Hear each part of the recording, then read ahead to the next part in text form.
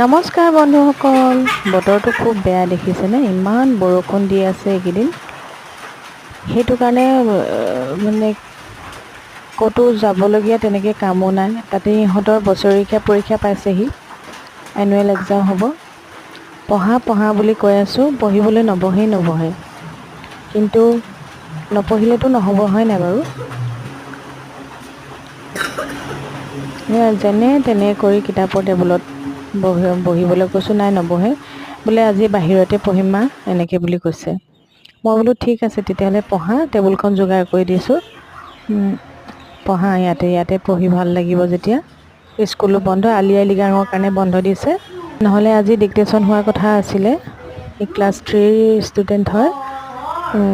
ডাঙৰটো বাৰু ক্লাছ 9 হয়। সি 1 তাৰিখৰ পৰা তাৰ এক্সাম আছে, এনুৱেলৰ ছেশ্যন এণ্ডিঙৰ। সি চেণ্ট্ৰেলৰ হয়। দেখিছেনে যি টিখন কৰি থাকে পঢ়াৰ সময়ত। মই কেমেৰাটো অন কৰি থৈছিলোঁ কাৰণে মই গম পালোঁ। ওচৰত বহি নাথাকিলে কিতাপে নপঢ়ে, দেখিছেনে বাৰু? তথাপিও তাৰ মাজতেতো খোৱা বোৱাখিনি বনাবই লাগিব। ৰাতিপুৱা দেউতাক গ'ল খাই বৈ, আমি বোলো অলপ পিছত খাম, নহ'লে খোৱা বোৱাত লাগি থাকিলে পঢ়া শুনাখিনি থাকি গৈছে। তাক ৰোল বনাই দিলোঁ 2টা, আৰু মই ৰুটি খালোঁ। তেনেকৈ আৰু আজি ৰাতিপুৱাখিনি খালোঁ। তাৰপিছতে খাই মেলি আকৌ বোলো তুমি আজি ছায়েন্সখন কমপ্লিট কৰিব লাগিব। মাজতে ৰ'দ এটা ওলাইছে বাৰু। ঠাণ্ডা দিনত বৰষুণটো দিলে বেছিকৈ ঠাণ্ডা পৰি যায়।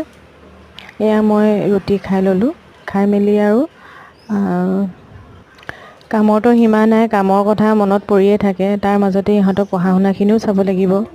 কাপোৰ কানি এসোপামান মেলিবলৈ আছে, ৰ'দটো ওলাইছে যেতিয়া সেয়াও কৰি ল'ব লাগিব। আকৌ দুপৰীয়া ৰন্ধা বঢ়াটো আছেই। তেনেকৈ প্ৰত্যেক দিনেই পাৰ হৈছে আৰু। বহুত দিন হ'ল আপোনালোকলৈ ভিডিঅ' আগবঢ়াব পৰা নাই, কাৰণ ইহঁতৰ পৰীক্ষা হ'ব যে, সেইটো কাৰণে পঢ়া শুনাত অকণমান ধ্যান দিবলগীয়া হৈছে। মই পঢ়া কৰি নাথাকিলে তাহাঁতি পঢ়িবলৈ নবহেই। আজিলৈ আহিছোঁ দেই।